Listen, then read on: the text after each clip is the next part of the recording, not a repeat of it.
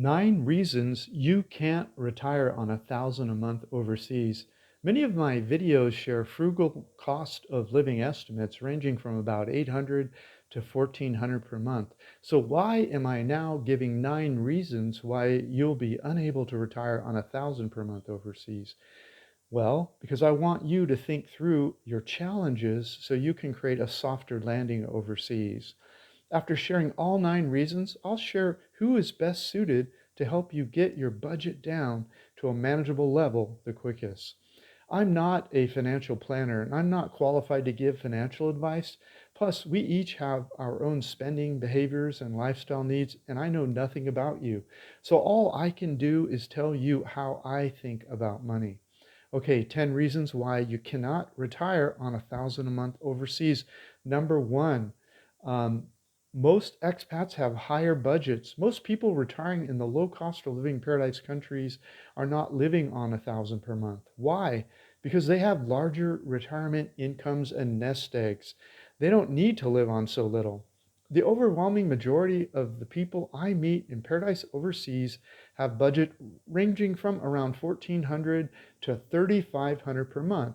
They don't live on so little because they don't have to, they don't need to. But about 10% of the people I meet have budgets of less than 1,200 per month, and 10% of the people I meet are budgeting more than 3,500 per month. Most people are in that middle range, so they're not even trying to live on 1,000 a month. Okay, number 2, they're paying too much in rent. Now, I received a comment today from someone saying they are trying to live on 1,000 per month. They started off by listing their expenses. I knew why they were in trouble when I saw their first expense, rent. The first expense they listed was $400 per month for rent. Rent and food are going to be two of the biggest expenses for many people. Whatever your monthly budget is, you should divide it by 5. That is the number you should be targeting for rent. So if I were trying to live on $1,000 per month, my rent goal would be about $200 per month plus utilities. I can hear some of you right through the internet. You can't rent here for $200 per month.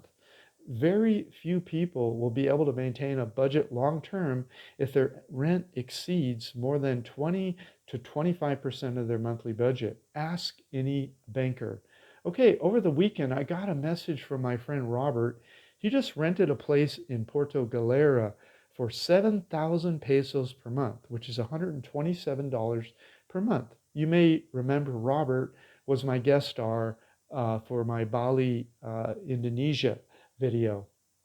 Robert's secret is putting his feet on the ground and scouring neighborhoods until he finds what he wants for his budget goals.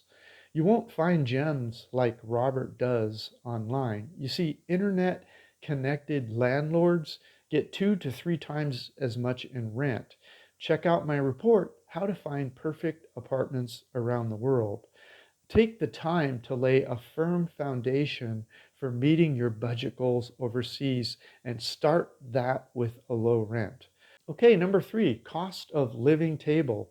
The cost of living table in the Retired Cheap report starts with just the basic recurring costs of living, such as rent, groceries, utilities, restaurants, cell data, laundry, drinking water, internet, and transportation, and then adds additional optional amounts of alcohol and entertainment.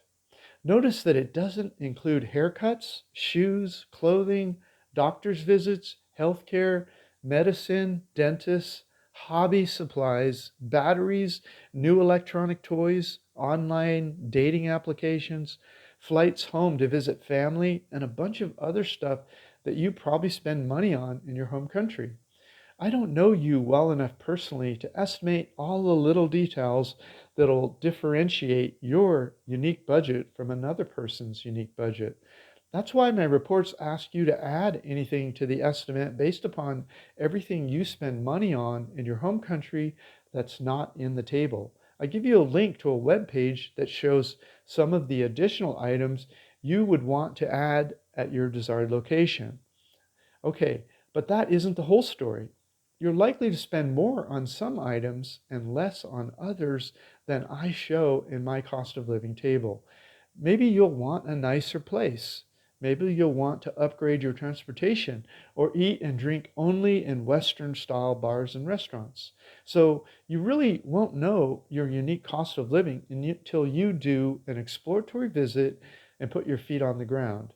You have to pick an apartment, pick restaurants where you will eat, pick markets where you will shop and things you will buy, and pick products and services you will buy. Then sum all of that up to get your unique budget.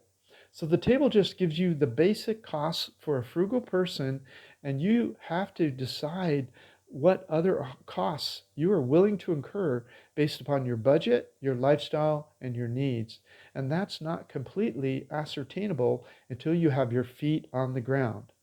Okay, number 4, emergencies. Whether you move overseas or stay home, you're likely to experience unexpected emergencies in life before you leave your home country. And on top of the assets creating your monthly cash flow, you also need savings that you can access in the event of an emergency. You can't rely on your monthly retirement cash flow for this. Your monthly cash flow pays for typical living expenses and is not designed to pay for large emergencies. In an emergency, if you start dipping into the principal that is the source of your retirement monthly cash flow, that will reduce your monthly cash flow in future months.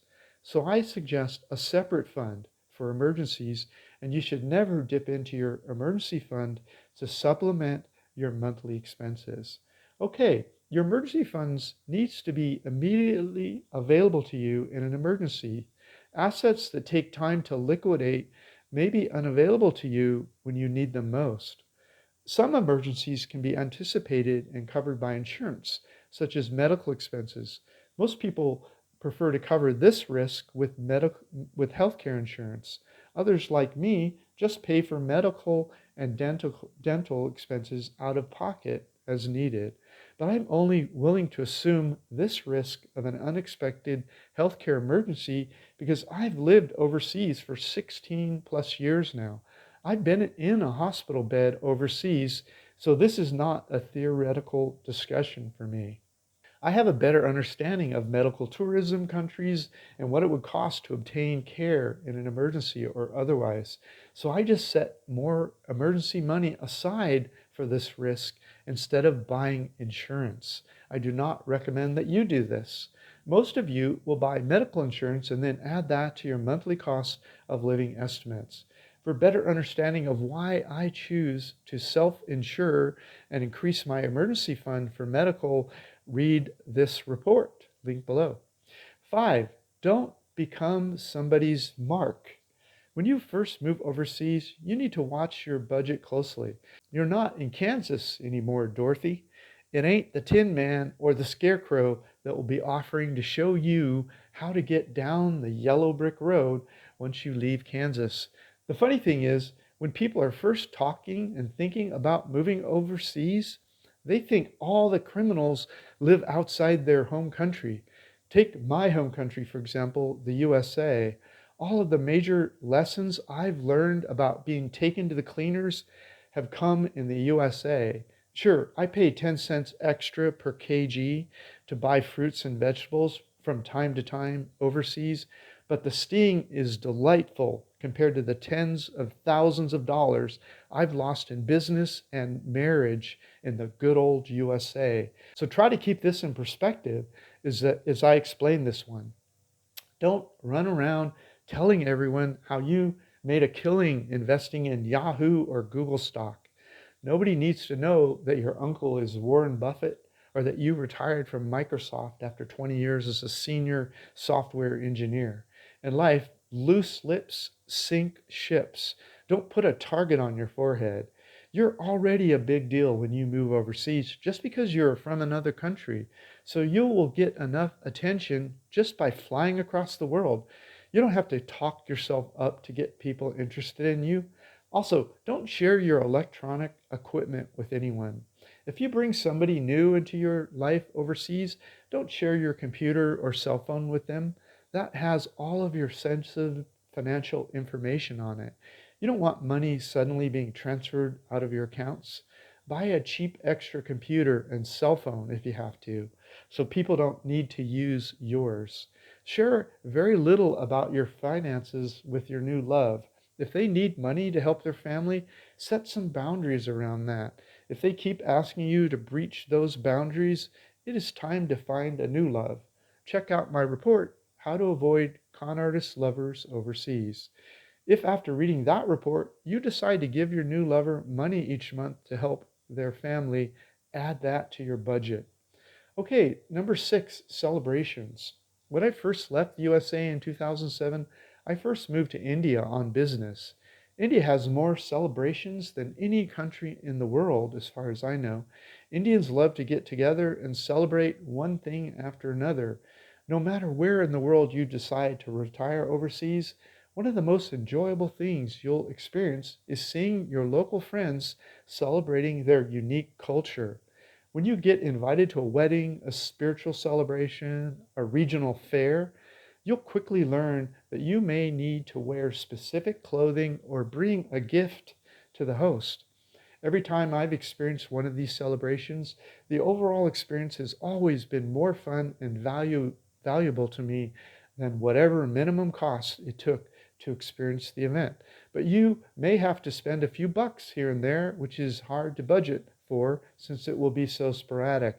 Just try to stay a little under budget each month for 20 to 30 bucks so you have a little extra money each month for one of these unique sorts of experiences. Okay, number 7, kid in a candy store. When you first live overseas, the prices will seem so cheap to you. It'll be like you're a 10-year-old kid that walks into a candy store with a $100 bill in your pocket. With your favorite candy on sale for 3 for the price of 1, you're not going to walk out of the store with much money. In life, when prices are way below average, we tend to hoard things and store them for the lean times. But when you're on a fixed budget requiring you to act more reasonably, this can become a problem. That's why when you meet the first time expats overseas, they're spending like drunken sailors on shore leave. Go crazy for a few days, but after that, start setting budgets on how much per month you're allowed to spend on items you tend to go overboard on spending with. Also, think up alternative behaviors where you can get the candy you love without busting your budget. For example, if you're spending too much dating new prospects, start meeting just for coffee during the day and only take the good ones for the second date out to dinner. Or make dinner at home and invite them over to your house. Think up alternative ways to get the same things you enjoy for less. Instead of meeting in bars, just go for walks on the waterfront or central parks where it's easier to talk and see the city. If you're already in a relationship, go on self-guided tours of the area you live instead of joining expensive guided tours for tourists. Try to think up a bunch of different ways you can stay within your entertainment budget when you are the new kid in town. Otherwise, you're probably going to load up on more candy than you need. Okay, number 8, buying stuff you don't need. In our working years, back in our home countries, some of us bought things we didn't need, often as a reward for dragging ourselves back to work on Monday mornings. But when we're getting ready to retire overseas, many of us end up selling a bunch of that stuff in garage sales. We sell that junk to raise a little pocket money and to empty our lives of junk before we move overseas. Trust me, don't ship the junk overseas. More on that later. If we pay close attention, we'll realize we didn't really use all that junk as much as we thought we would when we convinced ourselves how badly we needed it. If we think carefully about it, we don't have to buy all that stuff when we move overseas. You see, we'll not be bribing ourselves to go back to work on Monday morning anymore. Our future days will consist mostly of creating new experiences in our life instead of having a bunch of stuff we rarely use hanging around our necks, weighing us down. But some of us will be tempted to ship a bunch of our old stuff with us or to buy all new stuff when we arrive overseas. If that's you, then you can easily add a few $1,000s to your budget each month for the first few months. That is true whether you ship your old stuff overseas or buy all new stuff when you land overseas. But if you're more like me, you'll just need 1 or 2 comfort items in your luggage that you actually love and will use. I love coffee, I love music, and I love to cook. So I brought an espresso dark roast grind and a 3-inch espresso filter everywhere I go, along with my favorite cooking spices, a knife to cut things before I cook, and a JBL Bluetooth clip speaker that plays music streamed from my smartphone. We stay in furnished places with kitchens so we can listen to music, cook, and drink coffee. That and all of my photos saved to the cloud are all I need for my home country. Everything else in my life is focused on living in the present and creating new experiences. But if you like to buy stuff, set a monthly budget limit for how much stuff you want to be able to buy per month and add that to your budget table. Before I share the 9th reason you can't retire on $1,000 per month, I'll share who is best suited to help you get your budget down to a manageable level the quickest.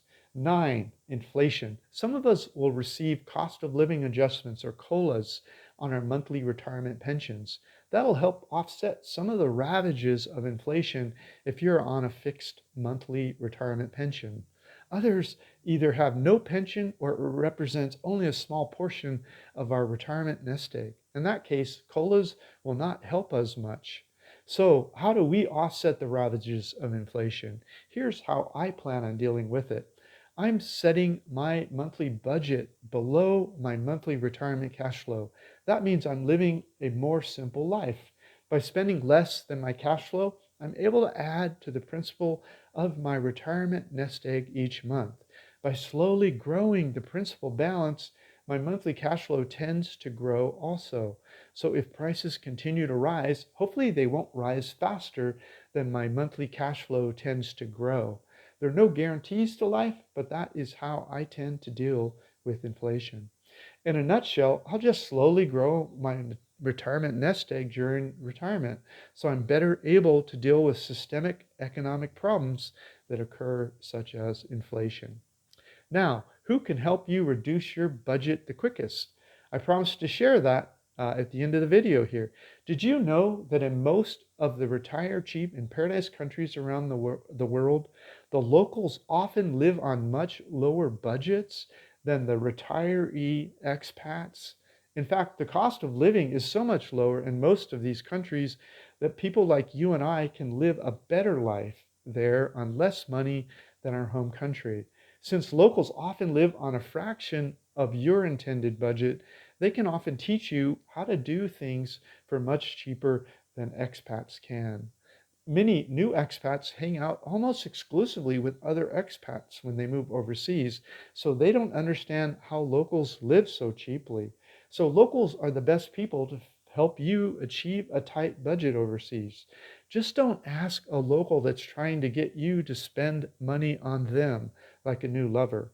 Click on the video appearing in the upper right-hand corner of your screen right now to learn more about why locals can teach you to live cheaply overseas. This is Dan of Vagabond Awake, the YouTube channel for vagabondbuddha.com. The world is your home. What time will you be home for dinner?